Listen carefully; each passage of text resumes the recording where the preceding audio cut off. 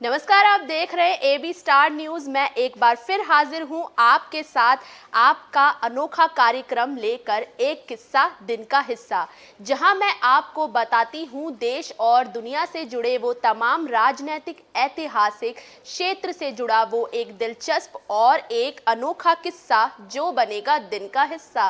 तो चलिए शुरुआत करते हैं हमारे पहले किस्से से।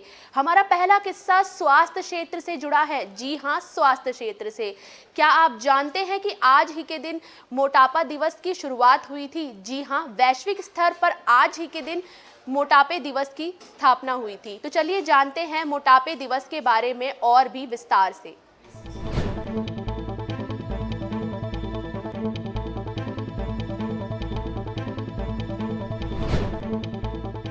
आइए जानते हैं आज क्या है खास।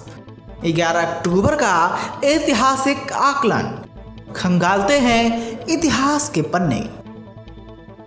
विश्व मोटापा दिवस जो हर साल 11 अक्टूबर को मनाया जाता है, इसे वैश्विक स्तर पर पूरे देश में मनाया जाता है। दरअसल आज ही के दिन साल 2015 को विश्व मोटापा महासंग्रह की शुरुआत की थी। इसका मकसद विश्व को स्वास्थ्य से संबंधित खतरों के प्रति सावधान करना है। जैसा कि आप सभी जानते हैं कि मोटापा कई तरह की बीमारियों को जन्म देता है। मोटापे की अधिकतर वजह जरूरत से अधिक खान पान और जरूरत से ज्यादा तनाव को बताया गया है। मोटापे से जूझ रहे लोगों को अक्सर कई बार शर्मिंदगी का भी सामना करना पड़ता है। इसलिए मोटापा दिवस का मकसद लोगों को जागरूकता प्रदान करता है, मोटापे से होने वाले तमाम रोगों के प्रति सचेत करना है। तो चलिए बढ़ते हैं हमारे अगले किस्से की तरफ, जो कि सामान्य ज्ञान से जुड़ा है। जी हाँ, सामान्य ज्ञान। ये सामान्य ज्ञान के साथ साथ महिला सशक्तिकरण को बढ़ावा देने में भी सक्षम है। क्या आप जानते हैं कि आज ही के दिन 11 अक्टूबर 2012 को पहला अंतर्राष्ट्रीय बालिका दिवस मनाया गया था? क्या है बालिका दिवस और आखिर क्यों इसे मनाया जाता है? चलिए विस्तार से जानते हैं।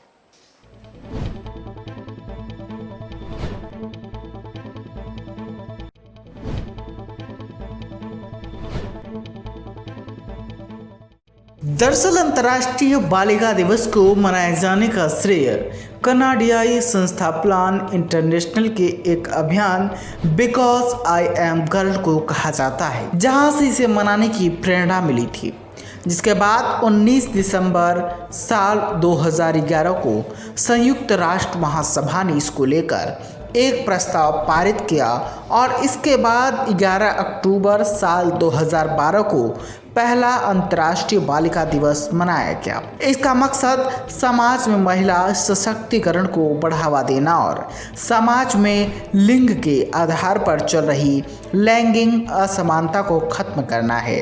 साथ ही बेटियों के प्रति रूढ़िवादी सोच को भी खत्म करना है और उन्हें उनके अधिकारों के प्रति सचेत करना है। इसको लेकर भारत सरकार ने काफ़ी कदम उठाए हैं। बेटी बचाओ बेटी पढ़ाओ वर्तमान मोदी सरकार की उसी पहल का हिस्सा है, जो आज कन्या भ्रूण हत्या को खत्म करने और बेटियों की शिक्षा को बढ़ावा देने में सहायक है। हमारे आखिरी किस्से की तरफ, जो कि जुड़ा है समाजवादी चिंतन और राजनेता जयप्रकाश नारायण से। जी हाँ, हम बात कर रहे हैं जेपी यानी कि जयप्रकाश नारायण की, छात्र आंदोलन के संस्थापक जयप्रकाश नारायण की, वो शख्सियत जो इतिहास के पन्नों में हमेशा अमर रहेगी। जयप्रकाश नारायण का आज ही के दिन जन्म हुआ था। जानते हैं उनके जन्म से जुड़े कुछ रोचक तथ्यों को विस्तार से। बिहार के सीता बदियारा में जन्मे जयप्रकाश नारायण को कई लोग जेपी के नाम से भी जानते हैं। 1975 के आपातकाल के दौरान जयप्रकाश नारायण एक हीरो की तरह उभरे। जाति, धर्म और राज्य से ऊपर उठकर देश सेवा के लिए संपूर्ण देश को एकत्रित कर सत्ता परिवर्तन का जो कमाल जयप्रकाश नारायण ने करके दिखाया, वह काबिले तारीफ और अद्वितीय रहा। कहते हैं जेपी जैसा ना कोई था ना ही होगा। जब देश अंग्रेजों का गुलाम था, तब देश के हर इंसान में आज़ादी की एक अलग लौ थी। एक अलग जुनून था। लेकिन आज़ादी के बाद आम नागरिक अपनी रोजी रोटी की चिंता में खो गए।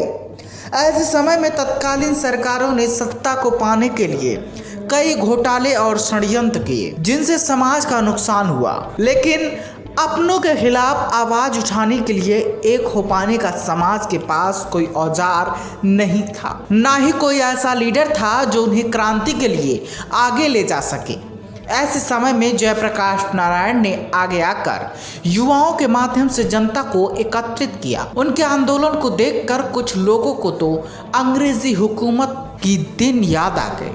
उनके अहिंसावादी आंदोलन की सूरत को देखकर कुछ लोगों ने उन्हें आज़ाद भारत के गांधी की उपाधि तक दे दी थी। देश में संपूर्ण क्रांति की अलग जगाने वाले लोकनायक जयप्रकाश नारायण कभी घोर मार्क्सवादी हुआ करते थे। अमेरिका से पढ़ाई करने के बाद जेपी 1929 में स्वदेश लौटे। उस वक्त वह घोर मार्क्सवादी हुआ करते थे। वह सशस्त्र क्रांति के जरिए अंग्रेजी सत्ता को भारत से बेदखल करना चाहते थे। हालांकि बाद में बापू और नेहरू से मिलने एवं आज़ादी की लड़ाई में भाग लेने पर उनके इस दृष्टिकोण में बदलाव आया। 5 जून 1975 को अपने प्रसिद्ध भाषण में जयप्रकाश ने कहा था कि भ्रष्टाचार मिटाना, बेरोजगारी दूर करना, शिक्षा में क्रांति लाना आदि ऐसी चीज़ें हैं जो आज की व्यवस्था से पूरी नहीं हो सकती, क्योंकि वे इस व्यवस्था की ही उपज हैं। वे तभी पूरी हो सकती हैं जब संपूर्ण व्यवस्था बदल दी जाए, और संपूर्ण व्यवस्था के परिवर्तन के लिए संपूर्ण क्रांति आवश्यक है। 5 जून 1975 की विशाल सभा में जेपी ने पहली बार संपूर्ण क्रांति के 2 शब्दों का उच्चारण किया। उनका साफ कहना था, इंदिरा सरकार को गिरना ही होगा। जयप्रकाश नारायण का नाम जब भी जुबान पर आता है तो यादों में रामलीला मैदान की वह तस्वीर उभरती है, जब पुलिस जयप्रकाश को पकड़ कर ले जाती है और वह हाथ ऊपर उठाकर लोगों को क्रांति आगे बढ़ाए रखने की अपील करते हैं। साल 2011 में अन्ना के आंदोलन के दौरान रामलीला मैदान में आई भीड़ को देखकर जरूर कुछ लोगों को यह भ्रम हुआ कि जयप्रकाश नारायण के समय भी ऐसा ही आंदोलन हुआ होगा। लेकिन सोच कर देखिए, सोशल मीडिया और तमाम मीडिया हाइप के बाद भी अन्ना के आंदोलन में वह जादू नहीं हो पाया जो जयप्रकाश नारायण के आंदोलन के समय हुआ था। जयप्रकाश नारायण के हुंकार पर नौजवानों का जत्था सड़कों पर निकल पड़ता था। बिहार से उठी संपूर्ण क्रांति की चिंगारी देश के कोने कोने में आग बनकर भड़क उठी थी। जेपी के नाम से मशहूर जयप्रकाश नारायण घर घर में क्रांति का पर्याय बन चुके थे। लालू प्रसाद, नीतीश कुमार, रामविलास पासवान या फिर सुशील मोदी आज के कई नेता उसी छात्र युवा संघर्ष वाहिनी का हिस्सा थे। दिल्ली के रामलीला मैदान में 1 लाख से अधिक लोगों ने जब जयप्रकाश नारायण की गिरफ्तारी के खिलाफ हुंकार भरी थी, तब आकाश में सिर्फ उनकी ही आवाज सुनाई देती थी। उस समय राष्ट्रकवि रामधारी सिंह दिनकर ने कहा था, सिंहासन खाली कर दो कि जनता आती है। जेपी के सफल आंदोलन की वजह से ही जनवरी 1977 को आपातकाल हटा लिया गया और लोकनायक के संपूर्ण क्रांति आंदोलन के चलते देश में पहली बार गैर कांग्रेसी सरकार बनी। इसके बाद भी जेपी का सपना पूरा नहीं हुआ। इस क्रांति का प्रभाव न केवल देश में बल्कि दुनिया के तमाम छोटे देशों पर भी पड़ा था। वर्ष 1977 में चुनाव हुआ, ऐसा था जिसमें नेता पीछे थे और जनता आगे थी। यह जेपी के करिश्माई नेतृत्व का ही असर था। आज स्वतंत्रता आंदोलन में सक्रिय भागीदारी करने वाले, सर्वहारा के हक के लिए जोरदार ढंग से आवाज उठाने वाले, इंदिरा गांधी की सत्ता को हिलाने व आज़ादी के बाद सामाजिक समानता की सबसे बड़े पैरोकार जयप्रकाश नारायण और उनकी संपूर्ण क्रांति राजनीति के गलियारे में कहीं गुम हो गई है। भ्रष्टाचार और घोटालों से यही सरकार आज अपनी नींव मजबूत कर रही है।